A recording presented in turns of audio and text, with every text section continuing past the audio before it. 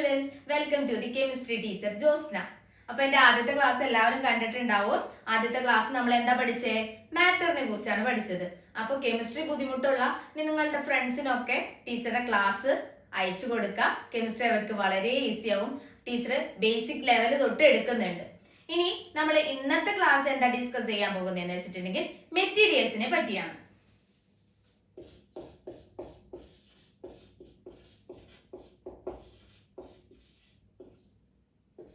എന്താണ് materials? Materials എന്ന് പറഞ്ഞിട്ടുണ്ടെങ്കിൽ ഏതൊരു വസ്തുവും ഉണ്ടാക്കാൻ ഉപയോഗിച്ചിരിക്കുന്ന ഐറ്റത്തിനെയാണ് മെറ്റീരിയൽ എന്ന് പറയുന്നത്. ഇപ്പൊ പറയുകയാണെങ്കിൽ എക്സാമ്പിൾ വെച്ച് പറയുകയാണെന്നുണ്ടെങ്കിൽ ഒരു ചെയർ എടുക്കുകയാണെന്നുണ്ടെങ്കിൽ ആ ചെയർ നമുക്ക് എന്തുകൊണ്ടൊക്കെ ഉണ്ടാക്കാം? വുഡ്, മരം കൊണ്ട് ഉണ്ടാക്കാം, സ്റ്റീല്, എങ്ങനെ വേണമെങ്കിലും നമുക്ക് ചെയർ ഉണ്ടാക്കാം. സോ ഈ ചെയർ ഉണ്ടാക്കാൻ ഉപയോഗിച്ചിരിക്കുന്ന ഐറ്റമുകളെയാണ് എന്ത് പറയുന്നത്? മെറ്റീരിയൽ എന്ന് പറയുന്നത്.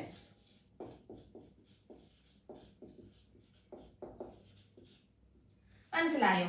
ഏതൊരു വസ്തു ഉണ്ടാക്കാൻ ഉപയോഗിച്ചിരിക്കുന്ന ആ ഒരു ഐറ്റത്തിനെയാണ് മെറ്റീരിയൽ എന്ന് പറയുന്നത്. ഇനി ഒരു അനദർ എക്സാമ്പിൾ എടുക്കാണ്. സ്പൂൺ. സ്പൂൺ നമുക്ക് എങ്ങനെയൊക്കെ ഉണ്ടാക്കാം? സ്റ്റീൽ ഉണ്ടാക്കാം, മെറ്റൽ ഉണ്ടാക്കാം. സോ ഈ സ്പൂണിന്റെ മെറ്റീരിയൽ എന്ന് പറയുന്നത് എന്താണ്? സ്റ്റീലും മെറ്റലാണ്. ഇപ്പൊ മനസ്സിലായില്ലേ? ഏതൊരു വസ്തുവിനെ ഉണ്ടാക്കാൻ ഉപയോഗിക്കുന്ന ഒരു ഒബ്ജക്റ്റിനെ പറയുന്ന പേരാണ് മെറ്റീരിയൽ. ഇനി നമ്മൾ ഡിസ്കസ് ചെയ്യാൻ പോകുന്നത് എങ്ങനെയൊക്കെയാണ് ഈ മെറ്റീരിയലിനെ ഗ്രൂപ്പ് ചെയ്യുന്നത് എന്നാണ്. ഇപ്പൊ എക്സാമ്പിൾ ടീച്ചർ പറയുകയാണെന്നുണ്ടെങ്കിൽ പ്ലാസ്റ്റിക് മെറ്റീരിയൽ. പ്ലാസ്റ്റിക് മെറ്റീരിയലില് എന്തൊക്കെ ഇൻക്ലൂഡഡ് ആവും? എന്തൊക്കെ അറിയാം? പ്ലാസ്റ്റിക് മെറ്റീരിയൽ എന്ന് പറഞ്ഞു കഴിഞ്ഞിട്ടുണ്ടെങ്കിൽ നമ്മുടെ വീട്ടിൽ തന്നെ നമ്മളൊന്ന് ചുറ്റുപാട് നോക്കുകയാണെന്നുണ്ടെങ്കിൽ നമ്മൾക്ക് പ്ലാസ്റ്റിക് ആയിട്ടുള്ള ബോട്ടിൽസ് കാണാം, പിന്നെ എന്ത് കാണാം? പ്ലേറ്റ്സ് കാണാം, പിന്നെ എന്ത് കാണാം? ടോയ്സ് കാണാം.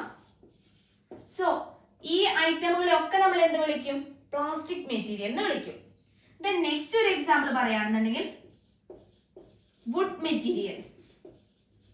വുഡ് മെറ്റീരിയൽ എന്ന് പറഞ്ഞാൽ എന്താ? മരം കൊണ്ട് ഉണ്ടാക്കിയ ഏതൊരു ഐറ്റത്തിനെ നമ്മൾ എന്ത് പറയാം? നമുക്ക് പറയാം വുഡ് മെറ്റീരിയൽ. ടുഗെദർ ആയിട്ട് നമുക്ക് പറയാം വുഡ് മെറ്റീരിയൽ എന്ന് പറയാം. സോ അതിന് എക്സാമ്പിൾ എന്താ? Chairs, tables, Windows.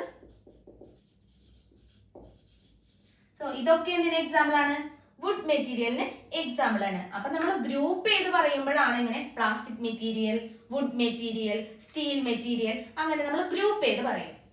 ഇനി നെക്സ്റ്റ് വരുന്നതാണ് ഈ മെറ്റീരിയലിന്റെ പ്രോപ്പർട്ടീസ്. മെറ്റീരിയലിന്റെ പ്രോപ്പർട്ടീസ് പറയുന്നത് first one hard, soft. Hard എന്ന് പറഞ്ഞാൽ എന്താ? മെറ്റീരിയൽ ഹാർഡ് ആയിരിക്കും, അതായത് ഭയങ്കര കട്ടിയായിരിക്കും, അതിന് ഒരു ഫിക്സ്ഡ് ഷേപ്പും ഫിക്സ്ഡ് വോളിയവും ഉണ്ടായിരിക്കും. അങ്ങനെയുള്ള മെറ്റീരിയലിനെയാണ് നമ്മൾ എന്ത് പറയുന്നത്? ഹാർഡ് മെറ്റീരിയൽ എന്ന് പറയുന്നത്. ഇതിന് എക്സാമ്പിൾ ആണ് സ്റ്റോണ്, ഐസ്. എക്സാമ്പിൾ. സോഫ്റ്റ് ആയിട്ടുള്ള മെറ്റീരിയൽസ് എന്തായിരിക്കും? സ്പോഞ്ച്, കോട്ടൺ, പഞ്ഞി. അപ്പൊ നമുക്കറിയാലോ, അതായത് നമ്മളുടെ മെറ്റീരിയൽസിൽ നമ്മൾ നോക്കുമ്പോൾ ഹാർഡ് ആയിട്ടുള്ള മെറ്റീരിയൽസ് ആണ് സ്റ്റോണ്, ഐസ്, വുഡ്. ഇതൊക്കെ ഇതിന് എക്സാമ്പിൾ ആണ്. ഹാർഡ് മെറ്റീരിയൽസിന് എക്സാമ്പിൾ ആണ്. സോഫ്റ്റ് മെറ്റീരിയൽസിന് എക്സാമ്പിൾ ആണ് സ്പോഞ്ച്, കോട്ടൺ ഒക്കെ. ഇനി ഇതില് ഈ മെറ്റീരിയൽസിൽ നെക്സ്റ്റ് ഒരു പ്രോപ്പർട്ടി വരുന്നതാണ് എന്ത്? സെക്കൻഡ് പ്രോപ്പർട്ടി ആണ് സൊല്യൂബിൾ ഓർ ഇൻസൊല്യൂബിൾ. സൊല്യൂബിൾ എന്ന് പറഞ്ഞാൽ എന്താ? നമ്മള് വാട്ടറിൽ നമ്മളത് ഇപ്പോ പഞ്ചസാര വാട്ടറിൽ ഇടാണെന്നുണ്ടെങ്കിൽ അതെന്തായി? അലിഞ്ഞു പോയി. നമുക്ക് കാണാൻ പറ്റുമോ? ഇല്ല. അത് അലിഞ്ഞു പോയി വെള്ളത്തിന്റെ രൂപത്തിൽ തന്നെയായി. അങ്ങനെയുള്ള മെറ്റീരിയൽസിനെയാണ് നമ്മൾ എന്ത് പറയുന്നത്? സൊല്യൂബിൾ മെറ്റീരിയൽസ് എന്ന് പറയുന്നത്. സോ അതിന് എക്സാമ്പിൾ എന്താ? Salt, sugar. ഇതൊക്കെ എന്തിന് എക്സാമ്പിളാ? സൊല്യൂബിൾ മെറ്റീരിയലിന് എക്സാമ്പിൾ ആണ്. ഇനി അടുത്തതാണ് ഇൻസോലുബിൾ മെറ്റീരിയൽ. ഇൻസോലുബിൾ മെറ്റീരിയൽ എന്ന് പറഞ്ഞിട്ടുണ്ടെങ്കിൽ നമുക്ക് വെള്ളത്തിലിട്ട് അത് അലിഞ്ഞു പോകത്തില്ല, നമുക്കത് അങ്ങനെ തന്നെ കാണാൻ പറ്റും. അതിന് എക്സാമ്പിൾ ആണ് സാൻഡ്, ചോക്ക് പൗഡർ. ഇതൊക്കെ എന്തിന് എക്സാമ്പിൾ ആണ്? ഇൻസോലുബിളിന് എക്സാമ്പിൾ ആണ്. ഇനി നെക്സ്റ്റ് ഒരു പ്രോപ്പർട്ടി എന്ന് പറയുന്നത്, ഇത് മനസ്സിലായല്ലോ അല്ലെ എല്ലാവർക്കും?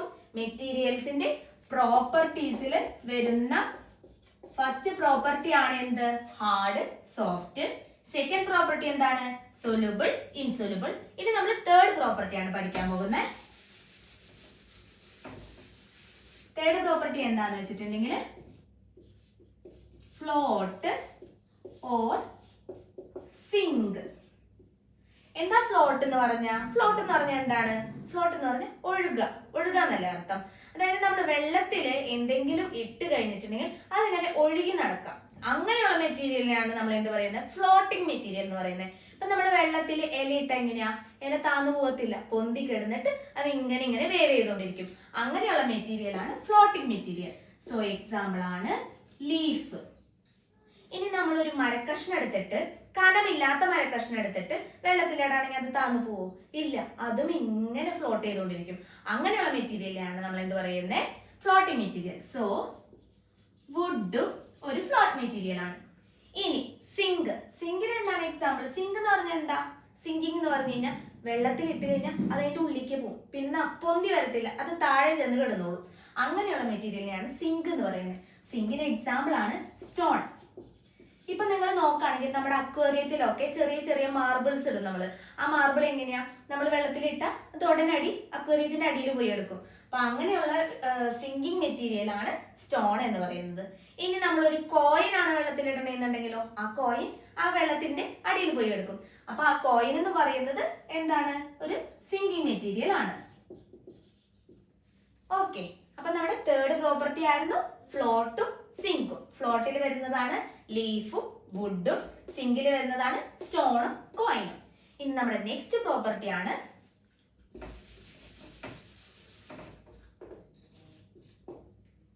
Transparent,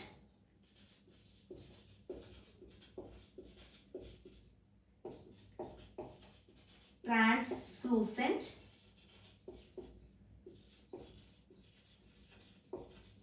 opaque. എന്താണ് ട്രാൻസ്പെറന്റ്? ട്രാൻസ്പെറന്റ് എന്ന് പറഞ്ഞിട്ടുണ്ടെങ്കിൽ ലൈറ്റ് പാസ് ചെയ്യുന്ന ഏതൊരു മെറ്റീരിയലിനെ നമ്മൾ എന്ത് പറയും? ട്രാൻസ്പെറന്റ് എന്ന് പറയും. ലൈറ്റ് പാസ് ചെയ്യുന്ന മെറ്റീരിയൽ ഏതാ? നമുക്കറിയാലോ, മെയിൻ ഒരു മെറ്റീരിയൽ ആണ് ഗ്ലാസ്. ഗ്ലാസ്സിൽ നമുക്ക് ലൈറ്റ് പാസ് ചെയ്യുന്നത് കാണാൻ പറ്റും. Light passes easily. ഈസി ആയിട്ട് ലൈറ്റ് പാസ് ചെയ്യുന്ന ഏതൊരു മെറ്റീരിയലിനെ നമ്മൾ ട്രാൻസ്പെറന്റ് മെറ്റീരിയൽ എന്ന് പറയും. ഈവൻ നമ്മളൊരു പ്ലാസ്റ്റിക്കിന്റെ കവർ എടുക്കുകയാണെന്നുണ്ടെങ്കിലും നമുക്ക് ഇപ്പറേ നോക്കി കഴിഞ്ഞാൽ അപ്പുറം കാണാൻ പറ്റും. അതുകൊണ്ട് അങ്ങനെയുള്ള മെറ്റീരിയൽസിനൊക്കെ നമ്മൾ എന്ത് പറയും? ട്രാൻസ്പെറന്റ് മെറ്റീരിയൽ എന്ന് പറയും. നെക്സ്റ്റ് വരുന്നതാണ് എന്ത്? ട്രാൻസ്ലൂസെന്റ്. ട്രാൻസ്ലൂസെന്റ് എന്ന് പറഞ്ഞിട്ടുണ്ടെങ്കിൽ കുറച്ച് ലൈറ്റ്, സം ലൈറ്റ് പാസസ്. അതായത് അതിനൊരു എക്സാമ്പിൾ പറയുകയാണെന്നുണ്ടെങ്കിൽ ബട്ടർ പേപ്പർ. ബട്ടർ പേപ്പർ എന്ന് വെച്ചിട്ടുണ്ടെങ്കിൽ നിങ്ങൾ കണ്ടിട്ടുണ്ടാവും, ഈ കേക്ക് ഒക്കെ ഉണ്ടാക്കാനായിട്ട് യൂസ് ചെയ്യുന്ന ഒരു പേപ്പറാണ്.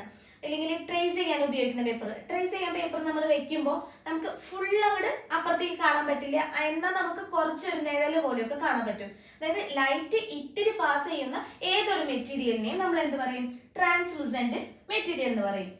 നെക്സ്റ്റ് വരുന്നതാണ് ഒപ്പാക്. ഒപ്പാക് എന്ന് പറഞ്ഞാൽ എന്തായിരിക്കും? അപ്പോ ഒട്ടും ലൈറ്റ് പാസ് ചെയ്യാത്ത മെറ്റീരിയലിനെയാണ് ഒപ്പാക് മെറ്റീരിയൽ എന്ന് പറയുന്നത്.